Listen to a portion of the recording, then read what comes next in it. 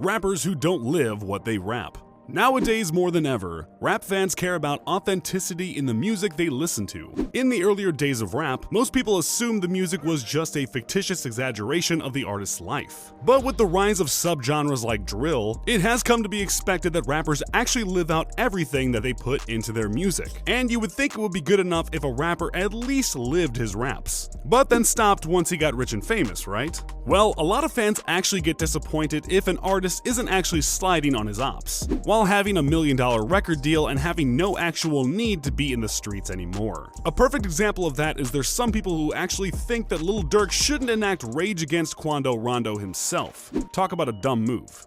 But in this video, we're not discussing rappers who actually once lived the life that they rap about. We're gonna dive into rappers who actually never did anything that their music talks about. Before we start this video though, make sure you click that like button and don't forget to subscribe to our channel. Now, here's 6 rappers who don't live what they rap about.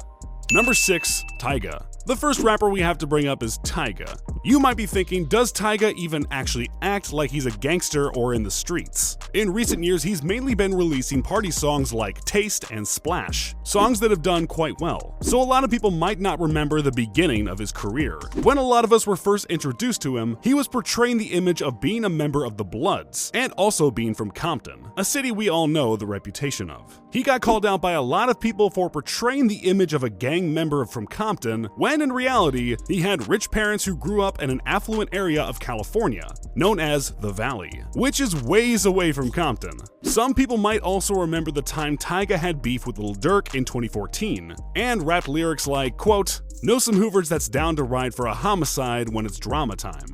Hoovers, for those who don't know, is a set of Crips in Los Angeles. This beef was pretty short-lived, and if we have to give Tyga props for anything, at least he has at times admitted that he doesn't really live that life, unlike some other rappers on this list. Number 5, Rick Ross. If you ever wanted to imagine what it feels like to be a drug dealer, putting on a Rick Ross album would be a great choice. Other than Pusha T, there's really no one who paints a more vivid picture of that lifestyle. If you let Ross tell it, he's the second coming of El Chapo, and supplies the whole state of Florida with work. But the problem with that is the rumor of him having been a correctional officer before he got famous rapping. Well, not rumors, he definitely was a correctional officer, making $25K a year in the mid-90s when he was 19. Prior to that, he attended Albany State College in Georgia for a year where he played football and studied criminal justice of all things. That makes it hard for some people to buy into the stuff he raps about, but on the other hand, he didn't blow up with rap until he was well into his 30s. There's no telling what 20-something-year-old Rick Ross was doing. He seemingly never got into any big trouble during those years, whatever he was doing. One of the biggest proponents of these rumors was 50 Cent, who said that Ross was the fakest rapper in the game, and also claimed that Ross had staged a drive-by in which his Rolls-Royce got shot up in Florida. In this situation, I think the truth lies somewhere in the middle. Ross probably wasn't the prolific supplier of narcotics that the music suggests, but he probably did dabble in that lifestyle. I mean, he is from Miami after all. And would he really be accepted in the circles with rappers who actually did live that life? If everything he talks about was completely fabricated, I don't think so. Number 4, Soulja Boy.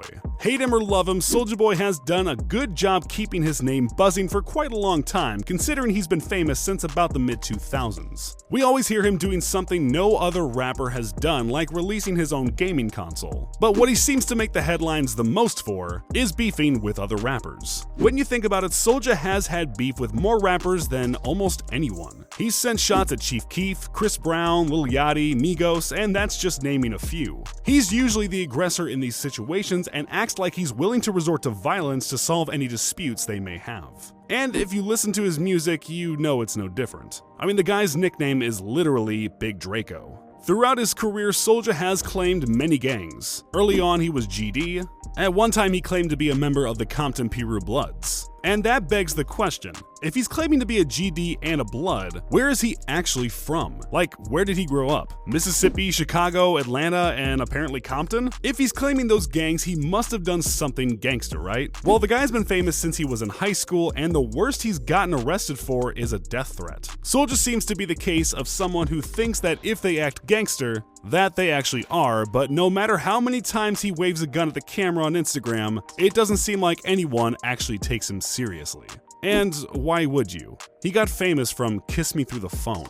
Number 3. YBN Namir. YBN Namir is probably the most perfect example of an artist who never lived anything that they rap about. He's not like Rick Ross, where it's debatable whether or not his lyrics are fictitious or not. After Tay-K blew up and shortly thereafter got arrested, people were looking for a similar rapper to fill the void that Tay-K had left, which Namir sorta did. Except Tay was way different because he obviously lived his lyrics. He's literally serving a prison sentence right now. And Namir, well, he's probably streaming on Twitch. Getting back to his roots, what he was doing before he ever made a song: playing video games. Before they disbanded, YBN was a crew that people thought had some potential with 3 members: Corday, Almighty J, and Namir. How did they all meet? Playing Grand Theft Auto 5.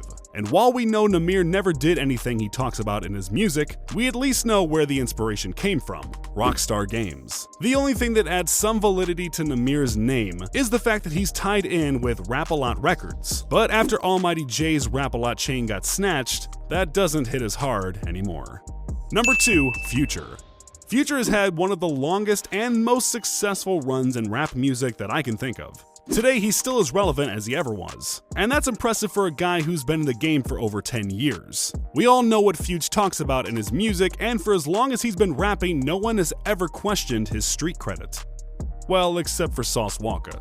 Sauce said, quote, "You rap about stick talk, but you ain't even shot and missed and hit a brick." An obvious shot at the Atlanta rapper who has a track with the name Stick Talk. But what Future raps about more than being in the streets is his love for drugs. He raps about abusing them, mainly cough syrup, in almost every song. He became somewhat of a hero for people who had a love-hate relationship with drugs, creating legendary songs like Codeine Crazy. But as it turns out, a lot of his fans were disappointed when, in a 2019 interview, he revealed that at a time, he was completely sober, no double cups to be found. He received a lot of backlash at the time because he portrays an image that makes drug abuse seem appealing, while not letting on to the fact that he himself is sober. More recently though, his music videos have shown him seemingly pouring up lean, but there's no telling if he's sober now or just realized that he needs the syrup for his image.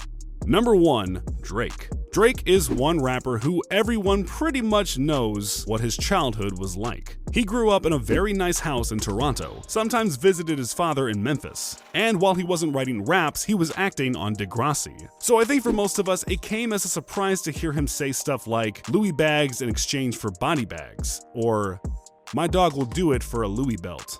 Why is a sweet boy from Toronto rapping about exchanging luxurious clothing items for acts of violence against his enemies? His mom Sandy should be so disappointed. And who are Drake's enemies? We all know he's had a long-running feud with Pusha T, and well, Drake did send some of his goons after Pusha. But I don't think any of them got a Louis belt, because all that happened to Push was he got doused in water, after which one of the assailants got stabbed by his bodyguard. I'm sure these individuals got reprimanded for such poor results when they got back to the OVO compound. That begs the question though, if he hasn't done anything to Pusha, a guy who publicly disrespected and embarrassed him in a way no one else has, is Drake really doing what he says in his raps? Okay, he has had a few people beat up, like Toronto rapper Mo G, who got assaulted by an OVO affiliate, and also a producer once sued Drizzy for allegedly having him attacked. Either way though, nothing has happened to Pusha, so I don't think anyone can take songs like Mob Ties seriously. And let's be real, Drake does live his raps, at least the parts where he's simping, not the gangster parts. So did any of the rappers on this list surprise you? Who do you think the fakest rapper is? Let me know in the comments. And before you leave, don't forget to click that like button and subscribe to our channel.